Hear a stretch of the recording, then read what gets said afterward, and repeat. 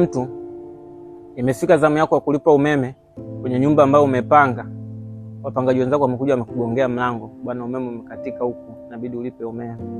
Naambia basi sawa. Unarudi zako ndani, unaoga, unavaa vizuri shati lako, unapiga tai, unapiga unyunyu, unavaa suruali, unapiga viatu vyako, unabeba begi, unatoka nje. Unaambia jamani, mimi narudi saa hizi hapa, naenda gengeni hapo nafuata limao. Nakwambia wewe mbona kama unataka ukimbie? Jamani mimi sikimbii, naenda gengeni. Unaenda gengeni umenyonga taa hivi? Jamani, sababu mtu anauza genge ndo nizalau biashara yake. Mimi nimezoea kupendeza. Kupendeza ni tabia yangu. Nyie ni usuni, mimi naenda gengeni hapo mara moja, narudi nawapa hela yenu umeme. Hela yangu ni ya change. Basi wananiruhusu. Naenda zangu. Wanakaa wananisubiria nirudi. Tunapita kama dakika 20 hivi sijarudi. Wanaenda ile genge ambao nimwambia naenda, wananikuta sipo. Wananipigia simu. Halo. Vipi?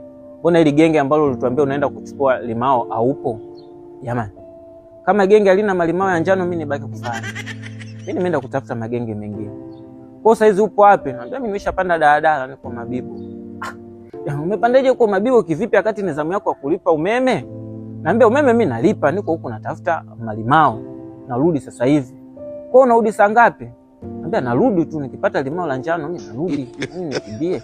Basi hela zangu kuna kawe. Mpaka nitakupata hela. Bwana, nawaletea kampuni ya Mita Janja Smart Device. Jamani, kwa wapangaji ambao mmekutana na hii kero, sasa kila mtu anaweza kafunga submita yake kwenye chumba chake. Kwa kila mtu akawa anatumia umeme wake, yeye kama yeye, ukiisha unazima kwake tu. Lakini kwa wamiliki wa nyumba, wamiliki wa apartment, wamiliki wa hoteli, hii sasa ndo nzuri kwenu, kwa sababu unaweza ukasevu 200,000 kwa kila chumba. Yani badala ya kufunga mita kwa kila mpangaji, ukifunga submita hizi za Mita Janja unasevu 200,000 kwa kila chumba. Na tuchekini sasa hizi namba zetu hizo hapo, tutakuelekeza. Kama hujaelewa vizuri tutakuelekeza, lakini hii ndio solution kwa sasa kwa wapangaji wote, kuliko mnaanza kusumbuana na kugongeana milango tu. Hatuna hela, yani mimi nachoka.